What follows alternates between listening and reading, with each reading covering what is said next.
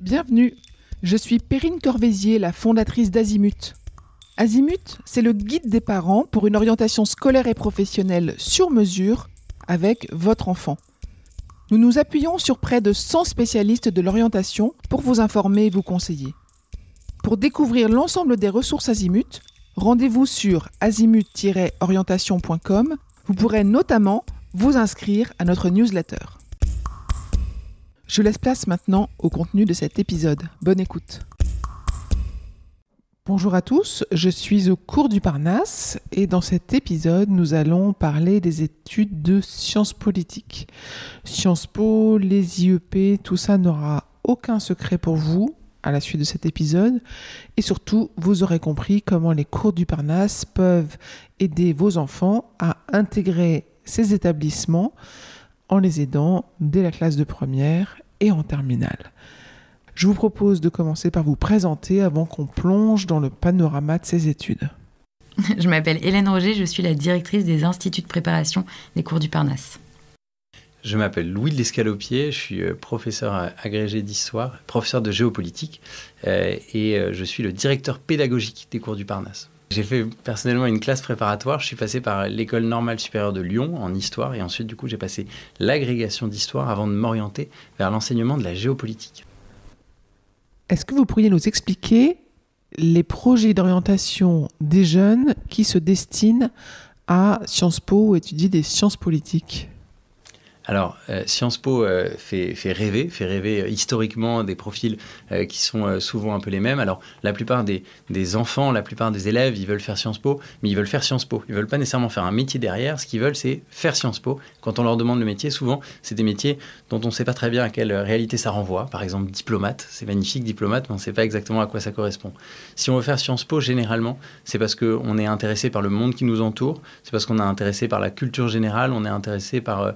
finalement, le fait de comprendre le monde et d'avoir un impact sur ce monde-là.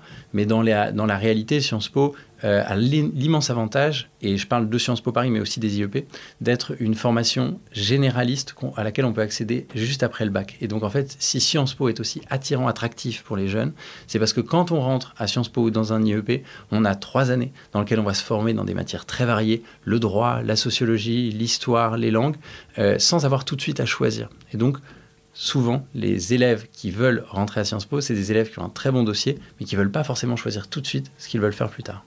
Je pense que est arrivé le moment de clarifier la différence entre Sciences Po et les IEP dont vous parlez. Oui, et c'est là qu'on arrive un petit peu dans une nébuleuse, c'est qu'on a Sciences Po Paris qui est l'institut d'études politiques par excellence qui existe depuis très longtemps maintenant. Et donc Sciences Po Paris n'est pas malheureusement qu'à Paris, mais il y a une multitude de campus en région comme Dijon, Le Havre, Poitiers, etc. Mais ça reste Sciences Po Paris.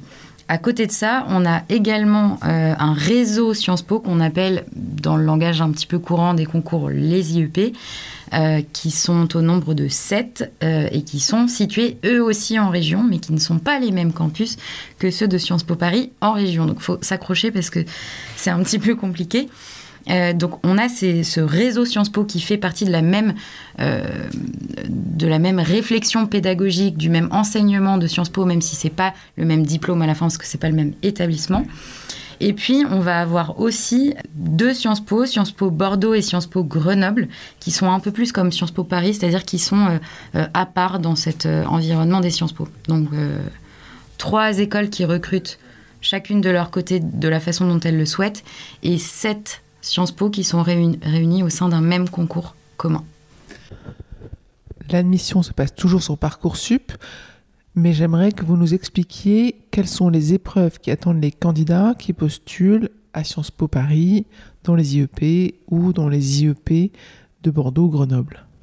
Là-dessus, il faut faire une distinction assez claire entre Sciences Po Paris même si on peut ajouter en effet Sciences Po Bordeaux et Grenoble qui recrutent de leur côté, mais là on va se concentrer pour que ce soit le plus simple possible sur Sciences Po Paris et ce qu'on appelle du coup les IEP. Sciences Po Paris, le concours, alors il faut faire attention parce qu'il a tendance à évoluer assez régulièrement ce concours, et donc il faut s'accrocher un peu et suivre les choses. Mais globalement jusqu'à aujourd'hui, Sciences Po Paris, c'était un recrutement qui passait par Parcoursup pour l'admissibilité, qui reposait en grande partie sur le dossier, et notamment dans le dossier sur les notes du bac de français obtenues en première à l'écrit et à l'oral, et puis ensuite sur le dossier les résultats scolaires, l'engagement extrascolaire, ce qu'on pouvait faire de façon associative. Une fois qu'on était admissible, si on est admissible, là pour le coup il y a un oral qui est assez sélectif et dans lequel du coup on va être testé pour rentrer à Sciences Po. C'est très différent des IEP puisque les IEP ont un concours commun et ce concours commun, il a la particularité de ne regrouper que 3 épreuves et de ne pas prendre en compte le dossier scolaire. Ça veut dire que Sciences Po, c'est que du dossier scolaire. Les IEP, il n'y a pas le dossier scolaire. Les IEP, on peut le passer l'année de sa terminale. On peut aussi le repasser l'année d'après. Ça, c'est un peu particulier parce que Sciences Po, si on ne rentre pas à la fin de sa terminale, il faut attendre Bac+3 pour pouvoir y aller. Concours des IEP, il regroupe 3 matières. Une langue, donc la plupart des élèves prennent l'anglais, mais ça peut être n'importe quelle autre langue. L'histoire, ça correspond au programme de terminale. Et une matière un peu particulière qui s'appelle Questions contemporaines, qui est à la croisée entre la philosophie, la littérature, la sociologie et l'économie. Donc qui demande quand même une préparation spécifique. Et là, pour le coup, c'est uniquement un écrit. Il n'y a pas d'oral. On passe l'écrit, on obtient ses notes et en fonction de ses notes, on peut rentrer dans un des IEP qui fait partie du réseau. En tant que parent, comment est-ce qu'on peut aider son enfant à savoir s'il doit postuler plutôt à Sciences Po Paris ou plutôt dans un IEP ? Alors, c'est une vraie question qu'il faut se poser. Il y a plein de stratégies qui sont possibles. La préparation d'un concours n'exclut pas l'autre. On a de nombreux élèves qui préparent Sciences Po Paris en plan A, les IEP en plan B ou inversement. La vraie différence, c'est que Sciences Po Paris, recrutant principalement sur dossier, même si le concours évolue, etc., il faut de fait un dossier excellent, donc des bulletins de notes excellents et avoir aussi beaucoup de choses autour, enfin beaucoup d'extrascolaires, donc à savoir des investissements dans la vie du lycée, dans la ville, la citoyenneté, beaucoup de centres d'intérêt comme la musique, l'art, le théâtre, le sport, ça peut être beaucoup de choses, mais il faut vraiment avoir un profil qu'on appelle science-piste, curieux, ouvert, tourné vers l'autre, vers le monde. Il y a beaucoup de choses à avoir à raconter en plus des super notes qu'on peut avoir au lycée. L'avantage de ceux qui vont présenter le concours des IEP, c'est que comme il n'y a pas de dossier qui est pris en compte et que c'est uniquement les épreuves écrites, c'est plutôt ceux qui sont capables de préparer un concours, d'engranger beaucoup de connaissances et d'être capables d'avoir une belle prestation le jour du concours qui se passe en avril. Donc déjà ça peut permettre de voir la différence entre les deux. Un petit élément à rajouter pour les parents qui nous écoutent, il faut comprendre que, comme dans beaucoup de formations du supérieur, les choses ont pas mal changé depuis vos études et il y a eu des évolutions importantes dont il faut avoir conscience. Les IEP sont aujourd'hui, notamment pour les meilleurs d'entre eux, beaucoup plus prestigieux qu'ils n'ont pu l'être il y a 10 ans, 15 ans ou 20 ans. Là où Sciences Po, qui a été marquée par des polémiques diverses et variées, a parfois perdu un tout petit peu de son attractivité. Pour remettre les choses très clairement, évidemment, Sciences Po Paris est beaucoup plus prestigieux que les IEP. Néanmoins, le concours des IEP est très demandé, très sélectif. L'IEP de Lille, par exemple, qui est généralement reconnu comme le plus sélectif, a un taux d'admission qui est extrêmement bas, autour des 5%. C'est bas, c'est même plus bas que Sciences Po, parce qu'il y a beaucoup de gens qui passent le concours. Donc ce qu'il faut comprendre, c'est que là où il y a quelques années, on pouvait se dire je vais tenter Sciences Po Paris et si je ne l'ai pas, je ferai les IEP en parallèle. Aujourd'hui, si on veut passer les IEP, il faut vraiment les préparer, notamment parce que ce sont des matières spécifiques qui ne correspondent pas exactement à ce qu'on peut avoir au lycée. Et vous, les cours du Parnasse, comment est-ce que vous aidez les élèves qui ont envie d'intégrer Sciences Po Paris ou les IEP ? Pour Sciences Po Paris, nous, on a un accompagnement qui est vraiment centré sur 2 aspects. Le premier aspect, c'est la constitution du meilleur dossier possible. Dès la classe de première, on a des étudiants qui viennent chez nous pour se renforcer dans les matières du lycée, mais aussi pour découvrir le monde autour, pour se former sur ce que nous on appelle les soft skills, c'est-à-dire notamment la capacité à prendre la parole, puisque l'oral va jouer un rôle très important à Sciences Po, la capacité à comprendre le monde, notamment dans des domaines et des thèmes de société qui sont très importants. Donc par exemple, on a des lives très réguliers sur des thèmes incontournables qui concernent généralement l'oral d'admission à Sciences Po. Donc ça, c'est pour Sciences Po Paris. Le premier aspect, donc, avoir le meilleur dossier possible. On va aussi accompagner via des tuteurs nos élèves pour constituer leur dossier, pour qu'ils puissent vraiment... l'idée, c'est évidemment pas de le faire à leur place, c'est plutôt de les aider à se mettre en valeur et à correspondre aux exigences et aux attentes de l'école. Et après ce tutorat, pour ceux qui sont admissibles, et ils sont nombreux chez nous, on a de la chance, eh bien, on a une vraie formation à l'oral. Il faut quand même noter que nos professeurs sont des professeurs qui sont généralement enseignants à Sciences Po, sont des professeurs qui connaissent très bien non seulement Sciences Po, mais aussi les modalités d'admission. Ça, c'est pour Sciences Po Paris. À côté de ça, on a une formation aux IEP, même si on peut faire les deux, si on a envie au cours du Parnasse. Et les IEP, c'est vraiment de la préparation. Mais là, on est dans une ambiance préparation concours avec des épreuves très précises. Et donc là, c'est des cours d'histoire pour ceux qui sont sur place pendant les stages de vacances, des cours d'histoire, des cours de questions contemporaines, des cours de langue qui vont permettre en fait d'avoir le plus de chances possible, énormément d'épreuves blanches, sachant qu'on a aussi pour les IEP encore, une préparation à distance. Vous pouvez accéder à vos cours en vidéo et participer à ces épreuves blanches pour savoir où vous en êtes et finalement vous projeter. À quoi servent ces épreuves blanches ? Alors, les épreuves blanches, elles sont extrêmement importantes. Et là, pour le coup, c'est pas un message que je veux faire passer aux parents, mais plutôt aux lycéens ou même à ceux qui sont en première année. C'est vraiment un truc très, très important qu'à titre personnel, je n'ai compris qu'en classe préparatoire et je m'en suis beaucoup voulu. C'est très, très important. C'est peut-être la chose la plus importante de passer des épreuves, de s'entraîner. Parce que c'est le moment où l'enseignant va pouvoir vous dire très précisément, tiens, dans ton introduction de questions contemporaines, c'est pas comme ça qu'on définit les termes du sujet et que vous allez pouvoir corriger les choses. Il se trouve que nous, on a un système de correction avec un système de correction en vidéo où vous avez les réactions directement du professeur devant votre copie. Ce qui est une chance inestimable parce que ça va vous permettre de régler tous ces petits aspects-là. Il faut savoir que quelqu'un qui prépare les IEP au cours du Parnasse, il a 5 épreuves blanches pendant l'année. C'est-à-dire qu'il a 5 occasions de s'améliorer légèrement et donc forcément derrière d'avoir le meilleur résultat possible au concours. Est-ce que c'est réaliste de préparer simultanément Sciences Po Paris et le concours des IEP ? Oui, tout est une question de priorisation et en fait au cours du Parnasse on a conçu nos formules de préparation de telle sorte qu'ils puissent passer de l'une à l'autre ou bien de faire les deux en même temps en fonction des échéances des différents concours. Le concours des IEP étant en général à la fin du mois d'avril, on peut tout à fait se dire pendant un moment je vais plutôt me concentrer sur l'amélioration de mon dossier scolaire, mettre toutes les chances de mon côté pour pouvoir passer cette fameuse barre d'admissibilité pour Sciences Po Paris. Et sur la seconde partie de l'année, je me mets à fond dans les IEP. C'est possible de faire les deux en même temps. C'est possible de faire que les IEP, de faire que Sciences Po Paris. Mais vraiment, l'idée, c'est de se décomplexer un petit peu et de se dire, c'est pas parce qu'on postule à Sciences Po Paris que les IEP, c'est moins bien et qu'il faut pas les préparer et qu'on n'aura pas le temps. Ou inversement, de se dire, je fonce dans les IEP parce que je sais que je n'aurai jamais ma chance à Sciences Po Paris. Et notamment à travers le tutorat qu'on a mis en place, on se rend compte qu'il y a beaucoup d'élèves qui n'osent pas postuler à Sciences Po Paris parce qu'ils se disent « mais je vois les notes de mes camarades, en fait, moi, ça passera jamais ». En fait, on n'en sait rien. Il y a quand même une certaine opacité de sélection et en fait, on arrive à dénicher des élèves qui sont un peu pépites et qui n'osent pas postuler et on les incite à le faire. Donc, c'est pour ça que nous, c'est conçu de sorte à ce que d'une période à l'autre, on puisse jongler entre Sciences Po Paris et les IEP en fonction de ses priorités. Et au-delà de ça, on va un tout petit peu plus loin parce que le taux d'admission étant quand même, il faut le dire, entre 5 et 10% en fonction des différents Sciences Po, l'objectif, c'est de les accompagner pour définir les plans B et la suite. Et en fait, on n'est pas obligé de faire Sciences Po pour étudier les sciences politiques. Non seulement on peut recandidater en master où on va choisir une école de Sciences Po Paris avec une spécialisation bien précise. C'est une candidature qui est tout aussi sélective que celle en post-bac, mais c'est possible. Mais c'est surtout qu'on a quand même un paysage de l'enseignement supérieur qui permet d'étudier les sciences politiques ou même les sciences humaines au sens large dans d'autres types d'établissements, comme par exemple des universités qui sont très prestigieuses et qui permettent des doubles diplômes en droit et sciences politiques, en histoire et sciences politiques.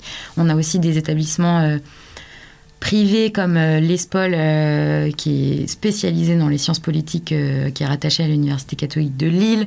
Il y a plein d'écoles privées qui permettent de faire ça. On a aussi toutes les classes préparatoires qui découlent en général de ces profils de Sciences Po. On va avoir beaucoup d'élèves qui vont se diriger vers des classes préparatoires littéraires, donc Hippocagne-Cagne, ou bien D1, qui vont étudier plutôt les sciences humaines.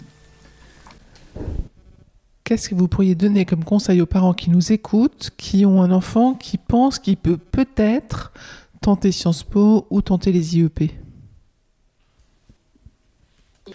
Alors, encore une fois, comme je l'avais dit au départ, c'est assez particulier Sciences Po parce que généralement les gens veulent faire Sciences Po et pas nécessairement un métier derrière. Et donc en fait, si on veut accompagner correctement un jeune qui a envie de faire ça, je pense qu'il y a une première étape qui est une étape de définition du projet. C'est-à-dire, pourquoi j'ai envie de faire Sciences Po ? Est-ce que j'ai envie de faire Sciences Po pour le prestige ? Est-ce que j'ai envie de faire Sciences Po parce que justement je sais pas ce que je veux et que je veux gagner 3 ans dans un endroit qui me permette de le faire ? Une fois qu'on a bien défini le projet, il y a vraiment cette question qui se pose, Sciences Po Paris, les IEP ou les deux, sachant que, encore une fois, selon les profils, quelqu'un qui n'avait pas forcément un très bon dossier en première, mais qui se révèle en terminale, il peut envisager plutôt les IEP en se disant, comme ça je vais pouvoir réussir au concours, exceller au concours. À l'inverse, quelqu'un qui a toujours eu de très bons résultats, même si c'est pas nécessairement ce qu'il veut faire à 100%, ça vaut le coup de déposer un dossier pour Sciences Po Paris en s'y préparant. Et donc le conseil que je donnerais, c'est ne négligez aucune voie, ne négligez rien. Regardez Sciences Po Paris, regardez les différents IEP, regardez Sciences Po Bordeaux, regardez Sciences Po Grenoble, qui même s'ils recrutent de leur côté, en fait ont des formations qui sont très intéressantes. Et ne pas s'enfermer dans une vision qu'on pouvait avoir il y a quelques années, qui était vraiment Sciences Po Paris ou rien du tout. Là, pour le coup, il y a beaucoup de formations qui sont extrêmement intéressantes. Si on raisonne en termes de vœux Parcoursup, le fait de présenter Sciences Po Paris et les IEP, je grossis un petit peu pour que ce soit plus clair, ça représente 2 vœux sur 10, donc c'est forcément une partie de la stratégie de candidature, mais ça n'est en rien un objectif unique. On a forcément beaucoup d'autres choses à imaginer en dehors de ces concours-là. Je ne sais pas si les parents l'ont bien entendu tout à l'heure, mais vous avez effectivement parlé d'un accompagnement dès la classe de première. Ça serait peut-être intéressant et important de repréciser aux parents quel est l'intérêt et l'importance de se faire accompagner dès la première. En fait, il y a 2 aspects qui peuvent être utiles en première. Le premier aspect, c'est pour avoir le meilleur dossier possible pour Sciences Po. Et souvent, pour les élèves, c'est quand même assez difficile de s'y mettre à fond dès la première, sachant qu'aujourd'hui, en tout cas, le bac de français pèse énormément dans l'admissibilité à Sciences Po. Mais d'ailleurs, le bac de français pèse énormément dans beaucoup d'admissions dans le supérieur, puisque c'est la seule note de concours, d'examen qui soit passée avant les dossiers Parcoursup. Donc ça peut être intéressant pour avoir le meilleur dossier possible. Le deuxième aspect, qui est un petit peu précis, mais je le précise quand même, c'est qu'en question contemporaine, il y a 2 questions au concours des IEP. Sur ces 2 questions, il y en a une qui est renouvelée chaque année. Et donc ça veut dire que quand cette question est renouvelée et que vous êtes en première, vous savez qu'il y a une des 2 questions sur laquelle vous allez passer en terminale. Ça peut valoir le coup, dès la première, de commencer à travailler cette question-là, parce que souvent, la question contemporaine, c'est ce qui fait peur aux élèves qui passent les IEP, parce que c'est quelque chose qui n'est pas au lycée. Et donc, comme ça, on se prépare pendant 1 an, pas forcément en faisant que ça, mais tranquillement. Et donc, quand on arrive en terminale, on a ce thème-là d'avance en question contemporaine et on peut se concentrer sur l'autre. Merci beaucoup Hélène et Louis de vos explications qui ont été très claires et qui ont permis de clarifier à la fois ce parcours de sciences politiques à Sciences Po et dans les IEP et surtout de préciser en quoi les cours du Parnasse pouvaient être pertinents et utiles aux étudiants qui s'y destinent. Merci, à bientôt. Je vous retiens quelques instants.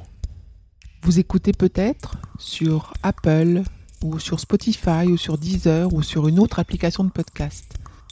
Je voulais m'assurer que vous connaissiez l'existence de notre site azimut-orientation.com. Sur ce site, les contenus sont organisés par thématique et par situation. Ceux qui connaissent adorent et utilisent notre moteur de recherche, ce qui leur permet d'aller chercher directement le bon contenu qui correspond à leurs problématiques. Je vous encourage à vous y connecter et n'oubliez pas de vous inscrire à notre newsletter. Merci de votre fidélité et à bientôt.